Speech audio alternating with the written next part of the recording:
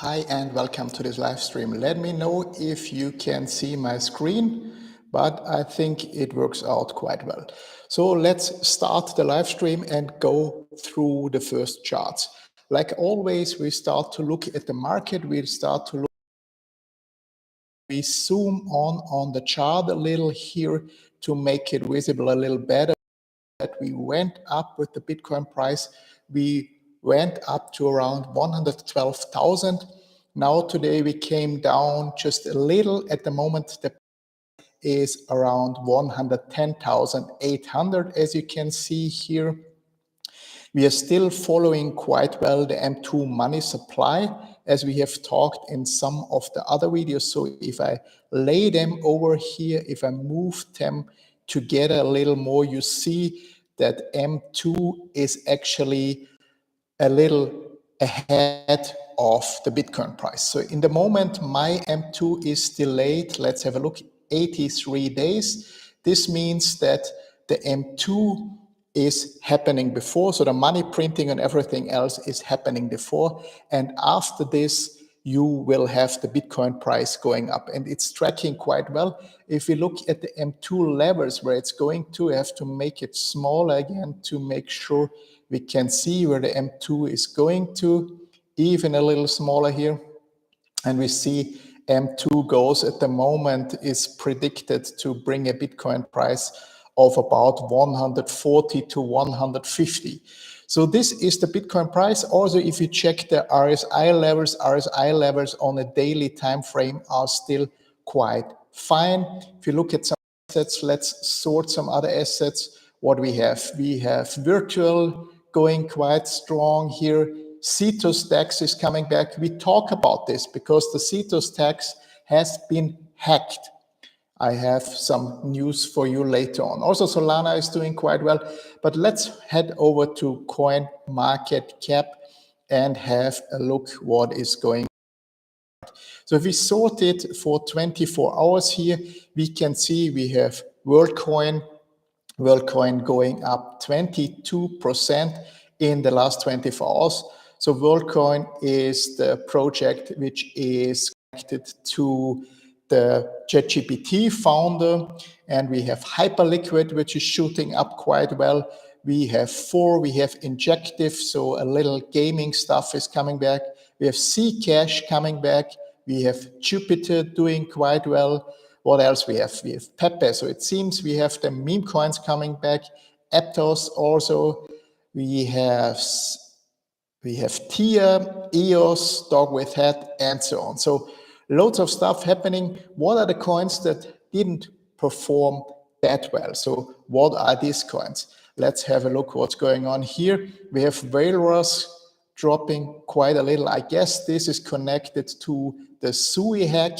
We have the SUI itself falling around 8%. Let's look into that. So let's look what happened here actually. So if I switch here to a one-day chart and have a look what is going on, we will see actually the hack. And the hack was not directly on SUI. The hack was happening on the CETUS, so on the DEX of SUI. If you check the price here, it was 1240 CET time. And then here you see it's dropped quite heavily. But I'm sure SUI will recover. As we will learn later on, most of the funds that got hacked or stolen are frozen or are in a way that you cannot move them. So SUI, also Trump fall a little. What else we have? We also should check the CETUS chart later on, but we will do it in very detail. Let's move on and get a better feeling for the market. Where's the market at the moment and what can we expect? What is the Bitcoin dominance? Bitcoin dominance is always important to understand. Why is it important to understand?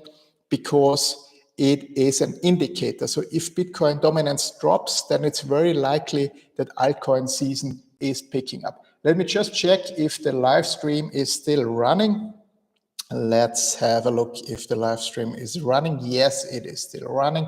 So I head back here. So at the moment, Bitcoin dominance is slowly going down. So if I go here to the 30-day chart, we can see this very, very little dip here from 63 to 62.9. So almost no drop, as you see. Also, if you look here yesterday, last week, last month, and so on, there's not much going on. Another important metric that we need to watch even more now, because this is more and more important. The inflows into the ETFs, they shape really the market, and we had huge inflows. So here I'm looking at the ETF inflows overall, and I switched to the Bitcoin ETF so we can look at the Bitcoin inflows. If you look here, this was, what it is, the 19th, we had 667.4 million flowing in. We had on the 20th, 329, then we had 603, and this was the 22nd, which was yesterday. We had 934 million flowing in. We can also take a look later on or further on in the charts below. So you see, so the IBIT shares, BlackRock has got a lot of Bitcoin now, and we also see all the other metrics listed. So this is important for us, that so much money is flowing in.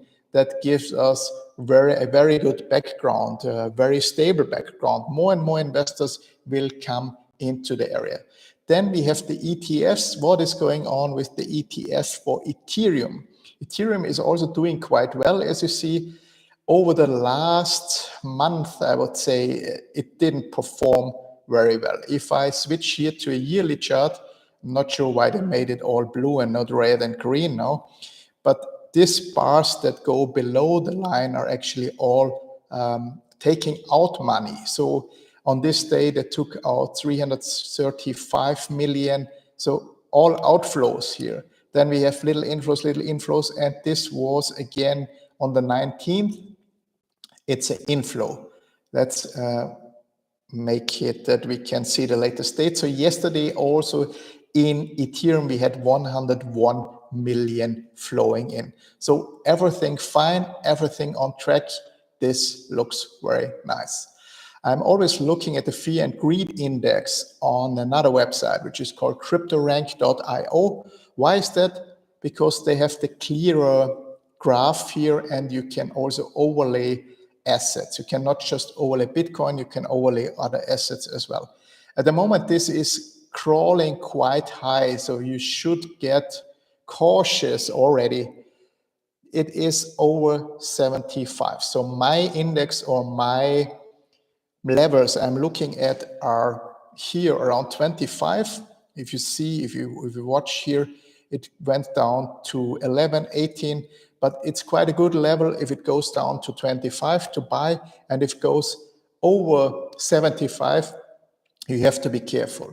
But with the 75, I would suggest not to sell it when it's one time 75, but to come up with your own idea. Let's say if it's over 75 for a week or 4 days or 3 days, however you want to manage it, then you should actually sell it. It can give you a very good idea. So we see here yesterday it was 72, then 7 days ago 71, and then 1 month ago it was 63. And again, if we take the last 7 days or the last months, it's even better to see. We see here the fear and greed index finally now getting darker green, which means it is going to extreme greed. And if people are in extreme greed, you should think about selling. The other way around, if it's extreme fear, like these levels, these are the perfect buying levels. So if you're interested in that, just go over to cryptorank.io and find the fear and greed index. What else we have? I also like to check the rainbow chart on a daily. So I just zoom in here and let's see what's going on the rainbow chart. We have to zoom out a little better. Just give me a second. So I just reset it here and we will try to zoom in again.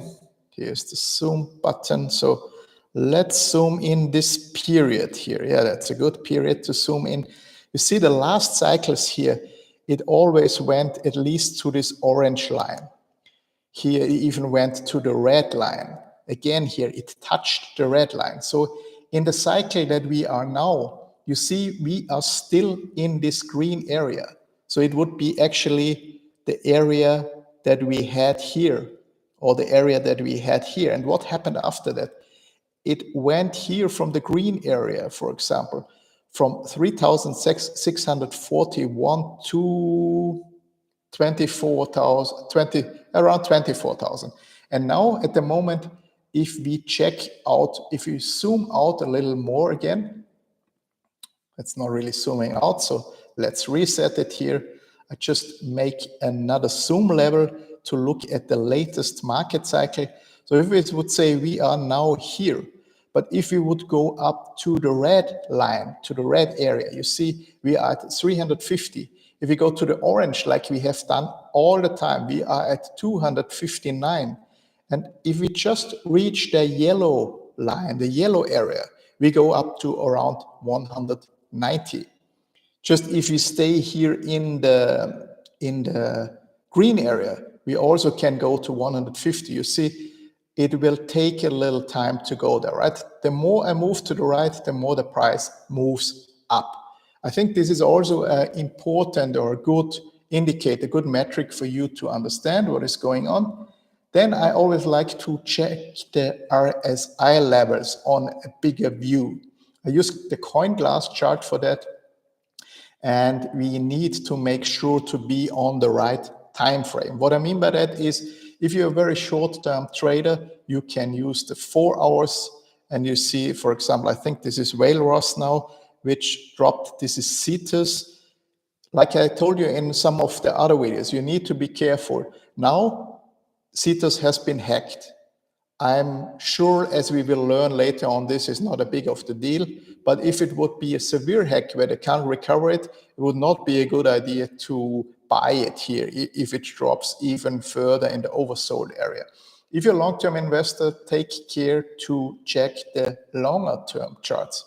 So 24 hours, or you could even check a weekly chart. But if you take the 24 hours, you see some things that you can pick there. If you go even longer, you can zoom in here as well. If you go on the longer chart, like a 1 week, you have the most stable idea what is basically going on. So you could, according to this chart, still buy AI16Z. You could go into here, and you can also see what is actually oversold. I think I found Bitcoin here. This Bitcoin Cash. Bitcoin is here. It's not overbought, but it's strongly. So it's already on the edge. So probably not the right point, not the right time to go into Bitcoin, but the right point to go into some other assets. The market always works in cycles. You need to know that, you need to understand it. So you need to manage it in cycles. Buy low, sell high, not the other way around like most people are doing it. Also, this chart we can check on a daily basis. What is this? This is actually the active addresses, and it's on a 7-day. I hope you can see it quite well on my chart. Let's have a bigger time frame to see what's going on. So you see, like for 1 month, the addresses are jumping up, down, jumping up, down. Now, the last 7 days, the active addresses are coming back again. In Ethereum, I guess we have the same. It's trending down a little, but this is just a 7-day chart. But it gives you a good idea where the market is going. Also for Solana, what's going on with Solana. In Solana, it also tanked a little here, and it goes up again.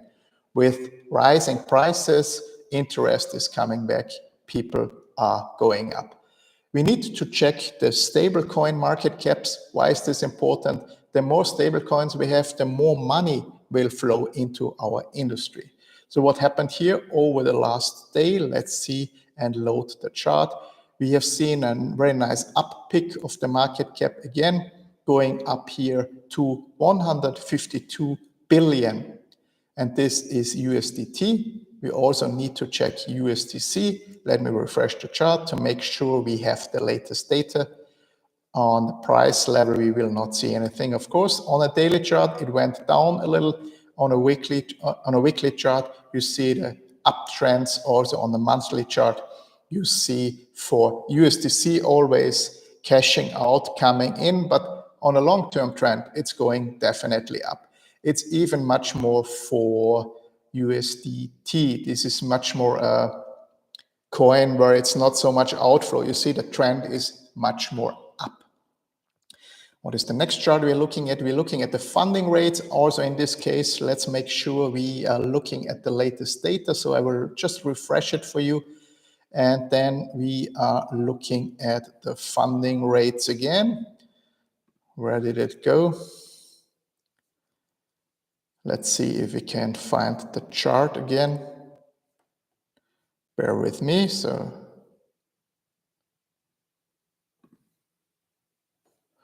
I'm not sure where the chart went now, but I've checked it before. So the funding rate's basically the same as I showed you yesterday in my video, that the funding rates have been ticking up. This is always the same when the market is booming. Funding rates go up, and this means that more and more money is going into the market. And what that means, it's good for all the prices. We're still waiting for the switch of the Bitcoin dominance, as we discussed before. It is slowly triggering into Ethereum and other assets. We've also seen that some meme coins come back, some narratives come back. Also the gaming narrative seemed to come back a little. So this was the market overview in a more technical perspective with some metrics. Now we also want to dig into all the other things and have a look what is going on. So I prepared some news for you.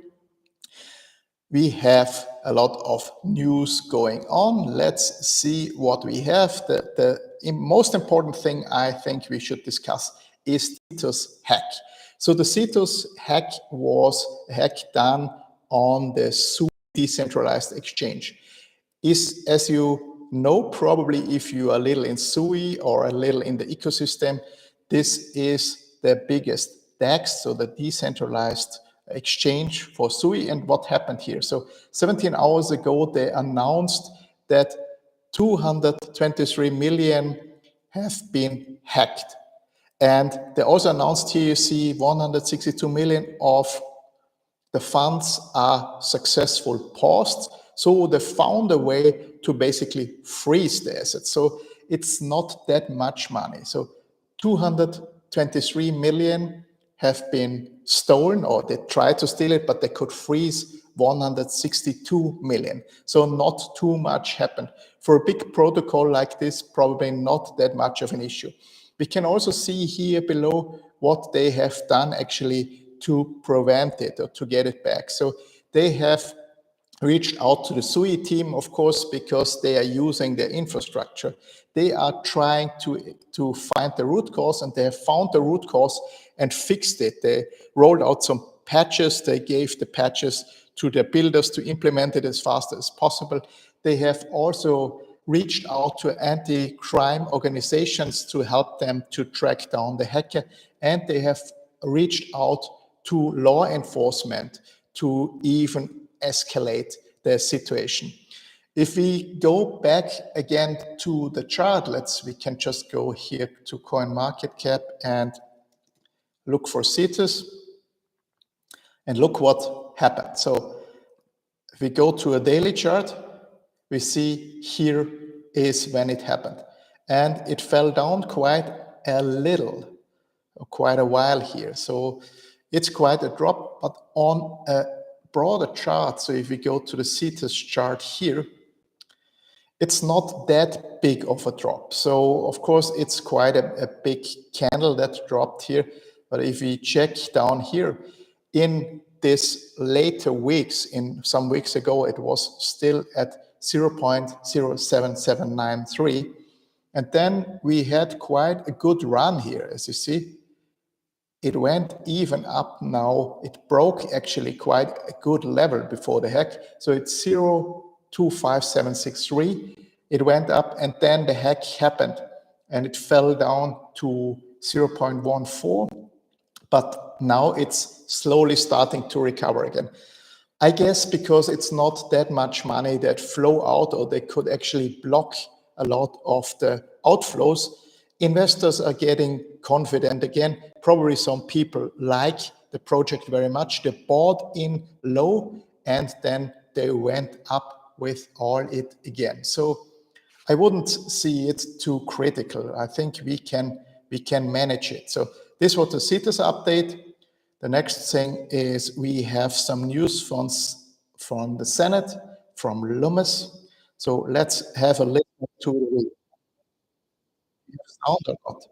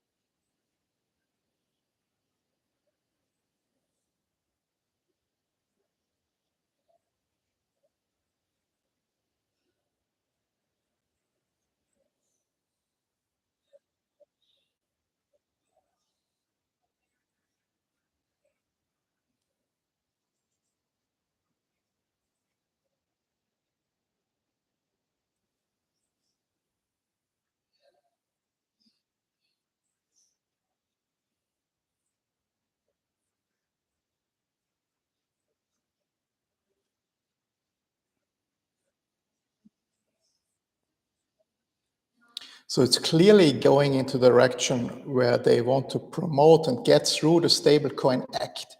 We have discussed this in some of the other videos I did, and I see the stablecoins on one side as positive, as more and more money can flow into our industry, but on the other side, it is not that positive, because it seems to me like this is some kind of CBTC sneaking into the back door. To be honest, what is the difference in your opinion if it is CBTC or a stablecoin? There's not much difference. You can control it both in the same way. I would be interested in your opinion, so put it in the comments what you think about it. Does it make a difference, or how do you feel about the situation? So they are heavily trying to push forward now their stablecoin bill. And why is that? As you may know, in the stablecoin bill, it's stated that you have to back your stablecoins one-on-one with bonds. So they are just trying to find a new person, a new entity to buy all the bonds that nobody wants anymore. The Japanese bonds nobody wants anymore. This is why they're also implementing this stablecoin bill. Also, the US has big problems. Nobody wants to buy the bonds, but they need to sell the bonds to be able to finance the refinancing of all the debt. So this is important, and this is a very clever step they're doing. So they found now somebody to buy their bonds, and the stablecoin issuers will soon be the biggest bond holders. Already USDT is a bigger bond holder than Germany, for example. So watch out for that. This can lead into a direction we probably not have that well on our radar. So BlackRock, we have seen they bought 8,000 BTC worth 807.2 million on May 22nd. This is the chart we saw. Let's go back here. So this is probably most of it is BlackRock. So this is from the 22nd. We have 934. So most of it seems to be from BlackRock.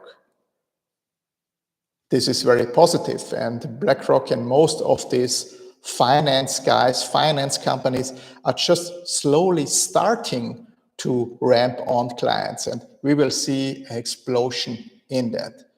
Also, maybe this is a little thing to worry about, that these big entities have so much Bitcoin, so much power. The more Bitcoin they have, the more power they have in the industry. Of course, you will say, no, they can't have any impact on anybody. But to be honest, if you have money and if you're part of the entity that can just print money and give it away, I don't know many people that you cannot buy for loads of money. Let's leave it with that. I'm also interested in the comments. Just leave it below. What do you think is going on? Unfortunately, we have more and more cases, and I want to make you aware of that. I wanted to make you aware of that if you are self-custodying your Bitcoin, that you should do that, but you need to do it in a clever way. You should not have a lot of money on your phone, like it happened to this guy in the UK.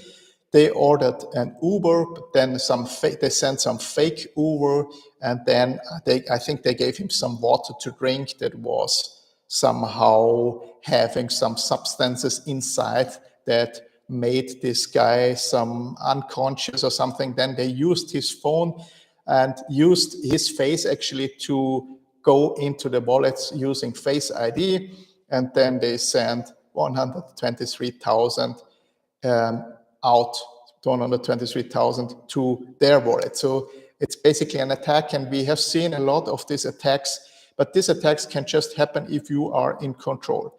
What I would recommend to you is you go ahead and make a clever backup, a Shamir backup, for example, where you need, let's say you make a setup where you have 5 parts of the seeds, you need 3 to recover it, you have just 1 at home, you have 1 in another country, or you have 1 at your parents and 1 at your best friend's place, and you know what I mean? You split it up. So even if somebody would come to you to take it from you, you would not be able to give it to them. This is a good way to protect yourself. It's very important. Please keep that in mind. If you have better suggestions, leave it in the comments below. And the last news is we have news from Telegram. So they're reporting 540 million profit in 2024, and the revenue is surging to 1.4 billion. As you may have seen or read, they are quite in big trouble. So when Pavel has been stopped in Paris with his private jet and they locked him off, they didn't just leave him out for nothing. So they had to agree that they are changing somehow the encryption, and they give them more data. They work a little more together with the government. So in my opinion, it doesn't matter anymore if you use Telegram or WhatsApp or whatever. They will have the fingers in any of these platforms. I hope you enjoyed my live stream. It was my first live stream. I will improve in the future. I couldn't even check out if you commented or if anybody was online. I see you in my next live stream. Take care. Bye-bye. Thanks for watching. See you.